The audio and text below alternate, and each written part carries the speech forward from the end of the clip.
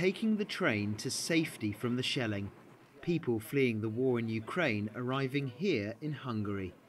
Several services a day cross the border, with women and children carrying what they can. One of those who fled is Natalia. She left Ukraine with her son and a couple of bags, hoping eventually to reach Switzerland. Everybody afraid, everybody scared, nobody wants this war. What to say about people?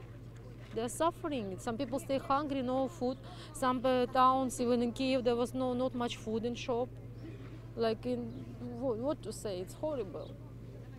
Just horrible. My family is she's still in Kiev. She's 74 and she didn't want to go, like, because it's very difficult to get in train and all this travel. So she still there. Hopefully, I will see her again. The few men at the station are elderly, as any Ukrainian man aged between 18 and 60 has to stay behind to fight, meaning families are not only running from the war, but they are being separated in the process. Most families are without their husbands and fathers. Some grandparents arrived, yes, but we've seen many mothers with their kids leaving their husband, father behind, and it's really heartbreaking to see. The majority of people at this railway station have fled from Ukraine to Hungary, but there is a minority of people who are going the other way, heading back to Ukraine to see friends and family who've so far been unable or unwilling to leave. Many people here in Záhony were hoping to do just that. Hát, hogy nem jó érzések, ami történik. És még nálunk nincs semmi probléma Kárpátalján, ott még nincs semmi probléma.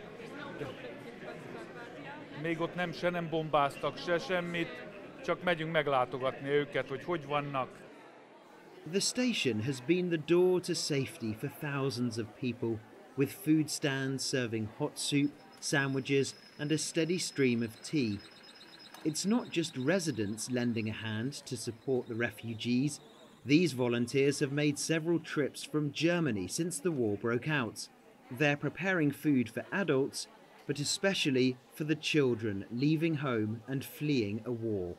You see all bad things, yes? When children crying, it's so hard, and yes, and it's very hard to see, yes. It make me powered for this idea, and I go to the work and this crying is away because I must help, you know. This is a secondary school in the town, not far from the station, but all the pupils are studying at home to make space for refugees. This is normally the sports hall, but it's now a makeshift dormitory. Rooms usually used for storing books now contain donated clothing, bedding, food and drink, staples like bread and water, but also children's toys, nappies and changing tables for infants. In one classroom, also converted into a dorm, on the blackboard there are notes of appreciation. Ezt már sokszor elmondtam, hogy nem tudom, hogy a 21. században hogy nem tudtunk még odáig eljutni, hogy ezt tárgyalóasztal mellett el tudjuk dönteni ezt a sorsot.